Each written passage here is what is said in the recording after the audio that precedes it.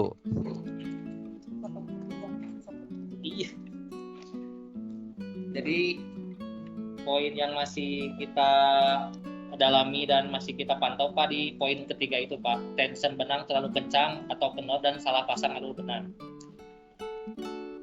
Nah, untuk rencana dan tindakan baru, kita memfollow up pemahaman operator terhadap tension. Alasannya agar operator lebih paham mengenai tension.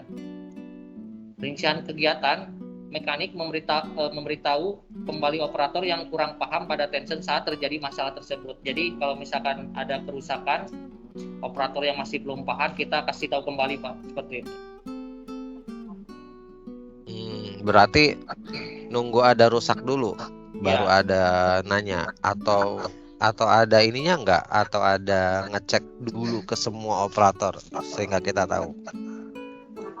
Pak, kalau untuk masa poin ketiga ini kan di sebelumnya kita ada ngadain training ke operator masalah si tension benang ini. Nah, karena masalahnya ini masih ada muncul, operator yang sudah kemarin di training itu kemungkinan ada yang belum terlalu paham.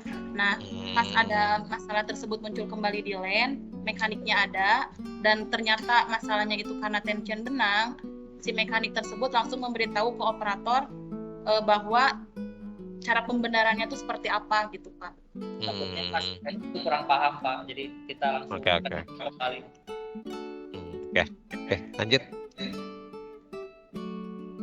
Nah, ada penambahan visual Pak tentang cara pemasangan di setiap mesin dengan tujuan operator mengetahui cara pemasangan alur benang pada mesin jahit, obras dan overdeck. Harusnya semua mesin Pak. Cuman baru di 3 mesin ini. Cuman baru di 3 mesin ini. Nggak apa-apa, yang penting dimulai dulu. By the way, ini udah dites sama operator belum? Maksudnya teh mereka langsung paham nggak dibikin kayak gini?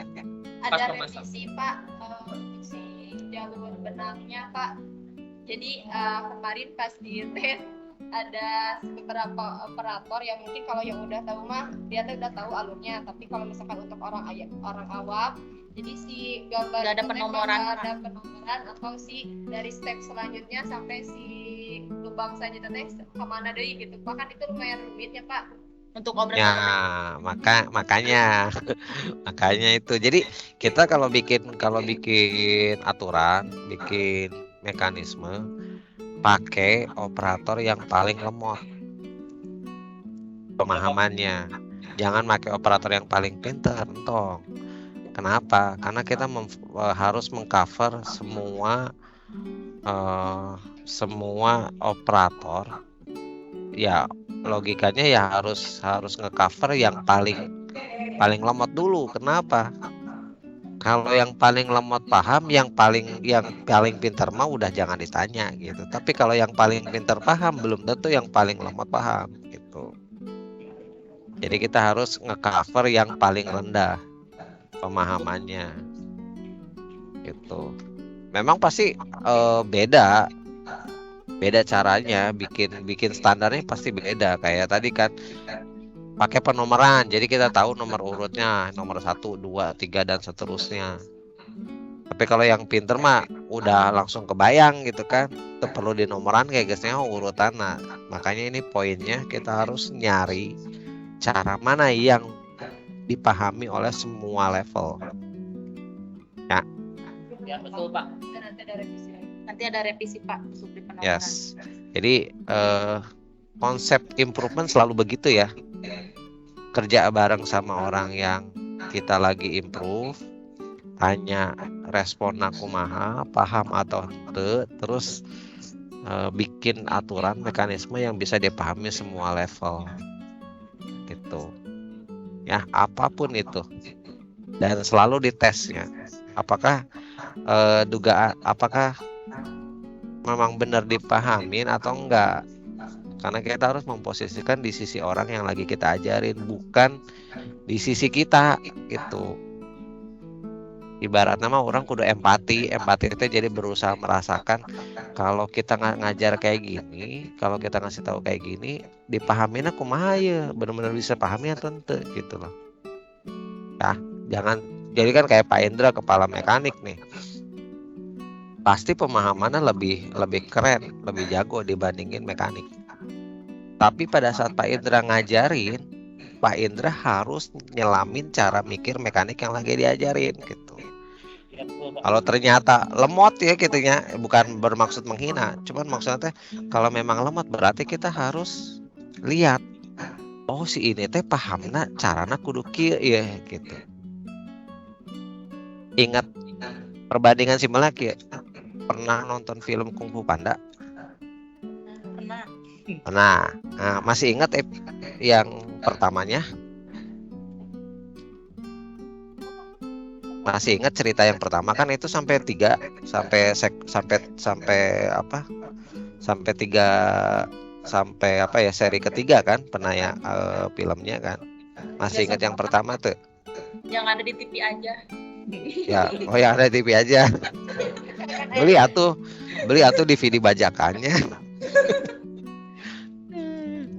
Nih, yang pertama masih ingat tuh, si Panda itu kan nggak bisa kungfu sama sekali.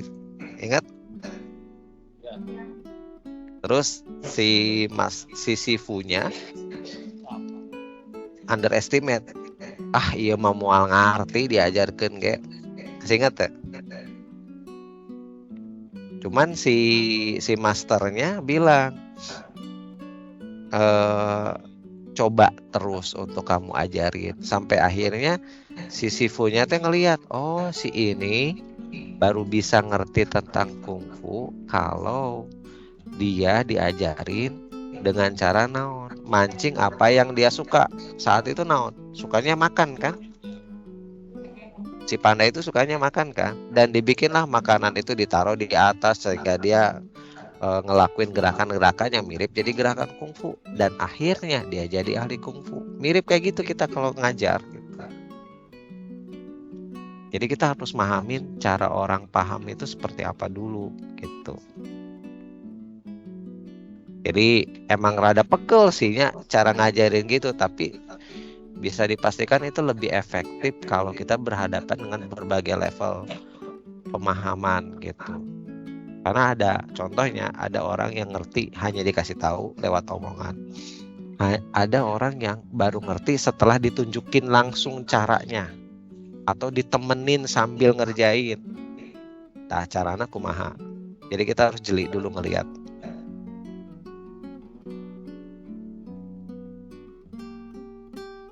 Bingung atau jelas? Jelas. Kalau bingung, ayo kita ngobrol lagi. Ya, ini berlaku ke semuanya, bukan hanya mekanik, sewing oge, iyo oge gitu. Karena polanya mah selalu sama, begitu-gitu aja sebenarnya. Oke, lanjut.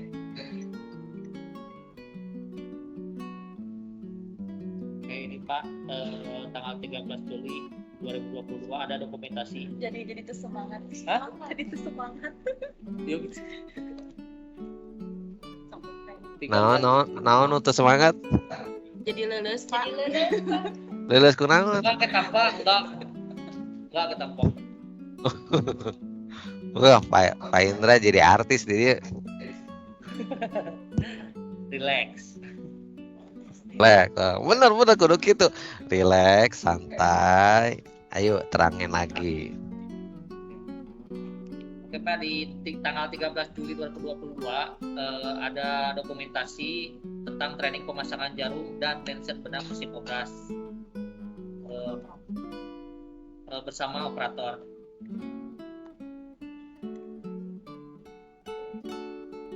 Ini ada testimoninya nggak operator? Belum bikin, Pak. Coba nanti random ya, tanyain random. Cari yang paling lemot. Beneran.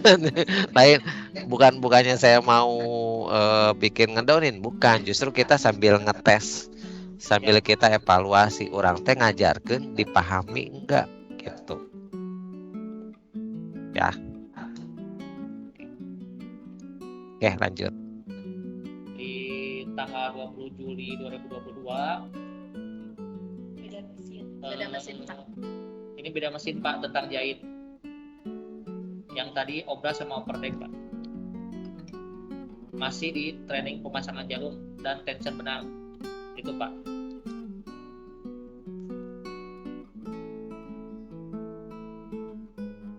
Tanggal 20 Juli 2022 dan 27 Juli 2022 training setelan loper mesin, obras dan overdeck. Setelan dasarnya. Ini diukur before after-nya. Belum. Nah, oke, berarti nanti bulan depan di present ya. Cari mekanik-mekanik yang diajarin ini, ada data nggak sebelum diajarin, waktu perbaikan berapa, setelah diajarin waktu perbaikan berapa, gitu. Oh iya Pak. Ya. Testing. Pasti kan orang pernah dulu Pak Indra bikin yang sama deh kayak gini. Ada data before-na sabaraha, after-na sabaraha gitu. Lanjut Pak. Ini ada video saat maintenance yang retake apa? Retake apa yang embang teh lain Pak Indra? Untuk retake up itu Pak, sebenarnya semua alur benang Pak, cuma untuk di overdeck itu biasanya ada di putusan di embang, namanya itu puller atau embang. Jadi kalau misalkan di overdeck itu biasanya di retake up untuk ke jarum Pak, jalur-jalur. Oh, I see. Oke. Lanjut. Jadi ini cara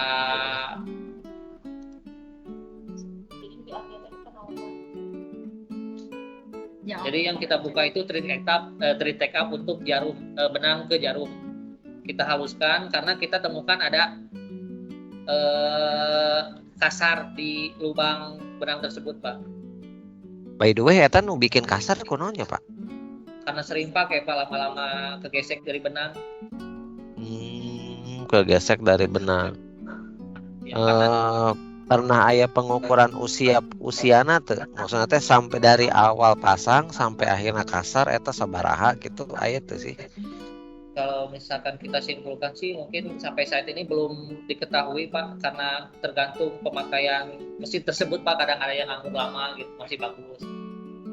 Cuma kita standarisasi kedepannya di tiap maintenance itu cek setiap retake up Pak, retake up di setiap mesin Pak. Seperti ini. Sambil sekalian Pak sama retake up. Dulu pernah kita belum ke retake up untuk di maintenance, hanya cek oil level, settingan looper atau mesin kebersihan mesinnya. Kita langsung ke poin retake up, pemeriksaan retake up karena kasus putusan benang tadi Pak. Oke. Ya wes, oke, lanjut Pak. Ini jahit. Indikasi putusan benang cara testing ini tidak terlalu kencang Pak ngetesnya.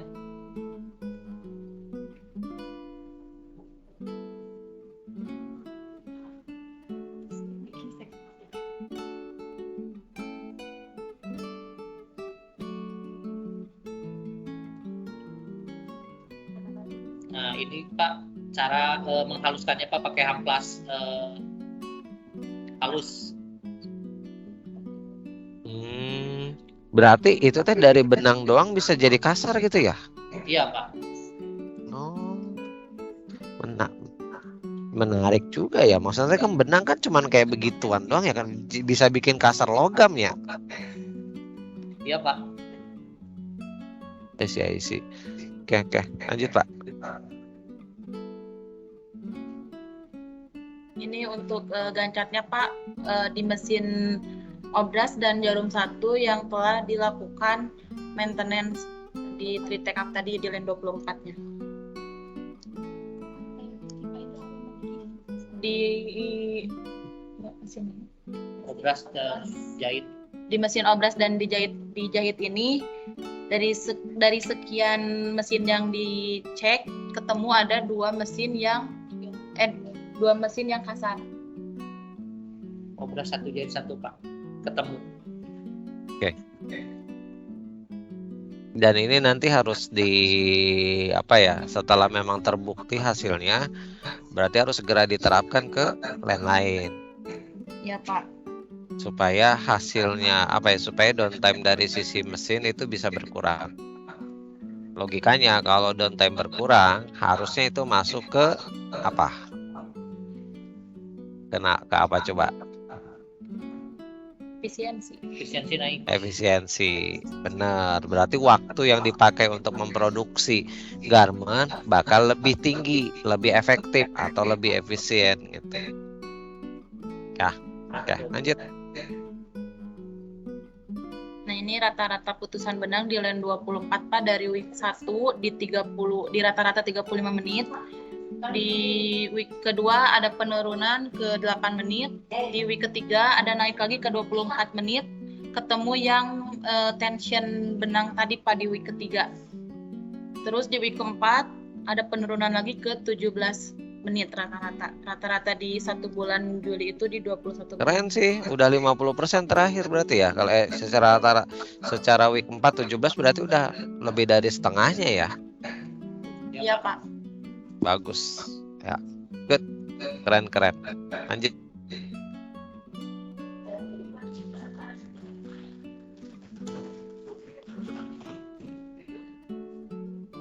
Nah, ini untuk problem putusan benang yang di poin ketiga tadi yang di tension terlalu kencang. Di week ketiga itu di 25 menit. Di week keempatnya turun ke 18 menit. Di mesin overdeck dari 23 menit turun ke 16 menit. Dan rata-ratanya di 24 menit turun ke 17 menit. Ini before afternya yang tension terlalu kencang itu Pak.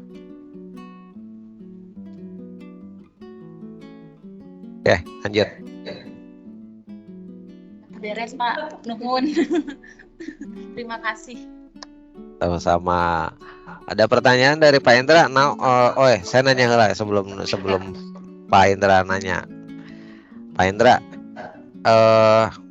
apa yang Pak Indra rasain ketika ngelakuin E3 problem solving untuk 3 masalah yang udah selesai dan 1 masalah yang lagi dijalanin? Apa kesana? Kesannya Pak, jadi memperbaiki itu tidak langsung ke mekanik gitu Pak. Jadi kuku operator karena udah dikasih tahu, kasih pelatihan, udah kasih arahan, kasih training, dia udah bisa sendiri. Jika terjadi putusan benang karena alur benang, karena tension, jadi si operator sudah paham karena udah dikasih tahu. Jadi lebih tidak menguras tenaga mekanik lagi karena si operator sudah paham. Tidak terlalu lama. Ya. Jadi kamarima gaweana mekanik doang, ayeuna mah bareng jeung operator gitu nya. Betul Pak. Nah, ini kalau di Lean namanya TPM. Total Productive Maintenance. Perawatan produktif secara total. Total teh naon? Maksudnya kita teh melibatkan seluruh komponen yang memang terlibat dalam perawatan mesin. Nah, kalau kita ngomongin yang terlibat dalam perawatan mesin, apakah hanya mekanik? Dah henteu. Apakah hanya operator yang harus ngerawat mesin? Juga enggak gitu loh. Jadi yang bisa dilakuin adalah memilah mana nu bagian operator, mana nu bagian mekanik gitu. Ibaratnya lamun misalkan orang gering gitu ya, apakah kita harus langsung ke dokter? Dan henteu kan? Ya, Minimal kita ke mana heula? Minimal kita ke warung beli obat. Pede we nih, santai we pede, emang baru ngelihat muka sendiri. Pak itu backgroundnya aduh. Oh, backgroundnya Anton ya gaweana. Betul Pak itu Pak pelakunya. Jadi kita harus misahin gitu antara operator jeung mekanik. Tuh, itu namanya total productive maintenance. Nah, nanti lebih jauh lagi total productive maintenance bukan hanya ngomongin operator jeung mekanik, tapi juga mungkin bagian pembelian. Misalkan bagian beli mesin kan nggak selalu harus mekanik yang beli mesin kan. Jadi nanti nyambung ke bagian lain gitu kalau ngomong perawatan. Bisa jadi jenis mesin yang dibeli, brandnya mana yang lebih banyak rusak, mana yang enggak, mana yang jarang rusak, itu nanti jadi bagian dari strategi pembelian mesin gitu. Itu yang kita sebut sebagai total productive maintenance. Jadi kita harus milah-milah mana yang sisi operator, mana yang sisi mekanik, dan harus jelas batasnya itu. Ya insya Allah kalau udah kayak insya Allah kalau udah kayak gitu, Mas Sama yakin downtime dari sisi kerusakan mesin jauh berkurang, nanti larinya ke efisiensi yang lebih tinggi. Output yang dihasilkan akan lebih banyak karena jumlah waktu yang tidak efisien karena kerusakan mesin berkurang gitu. Ya, naon deui tah? Eta poin yang bagus tah Pak Indra. Jadi ternyata sekarang menurunkan kerusakan mesin tidak hanya harus dari sisi mekanik, tapi bisa melibatkan operator. Aya deui teu faktor nu lain. Sampai saat ini belum Pak, belum ada. Cuma kita concern ke ada satu masalah tersebut yang belum terselesaikan Pak, dari tension. Nggak apa-apa, yang penting kan lagi progres kan ya. Kita sambil pantau juga Pak, nanti takutnya ada masalah putusan menang akibatnya yang lain gitu Pak, kita pasti ditulis juga ditambah buat untuk dibahas. Tapi saat ini belum ada. Terus Pak Indra, saya nanya jadi ya, kalau dari strategi nyelesain masalah, naon nu ngabedakeun setelah Pak Indra belajar E3 problem solving dengan sebelumnya belum pernah kenalan sama metode yang saya kasih. Aya beda tuh cara menyelesaikan masalah. Nah. Iya Pak, beda. Bedana naon? Jadi kalau misalkan pakai problem solving ini kita udah di standarnya kan, ada permasalahan udah tahu, kita udah rekam. Jadi permasalahan itu udah kita jadi patokan lah bahwa oh pasti di antara 4 ini nih yang putusan benang seperti itu Pak. Oke. Kemana, benerin kemana gitu. Oke, jadi itu neangan deui gitu ya. Pasti dirinya Pak. Oh pasti dirinya. Oke, berarti Pak Indra teh belajar tentang naon standarisasi. Ya. Ibarat lamun chef mah naon sih resep. Jadi pada saat kita mau bikin sesuatu dan kita pingin minta orang lain ngebuat sesuatu yang sama persis dengan ahlinya, kita pakai namanya resep atau standar. Jadi orang teneangan deui ieu teh kumaha sih baheulana. Jadi kita tinggal lihat aja standar gitu. Standarnya bicara kayak gimana? Kayak tadi kan orang tuh kudu ngulik deui ka ditu tadi geus langsung ketahuan oh ini pertama naon, kedua naon, katilu naon, kaopat naon gitu. Yang kalau dulu saya sering cerita persis kayak pasien datang ke dokter, cek dokter teh ditanya urutannya kan jelas, kamu sakitnya apa, keluhannya naon, terus oke. Terus dicek bagian tubuh yang sakit mana, baru dikasih obat gitu kan. Tuh ujuk-ujuk oke. Kayaknya kamu sakit ini deh, ini obatnya, nggak gitu kan. Gitu. Oke, keren Pak Indra.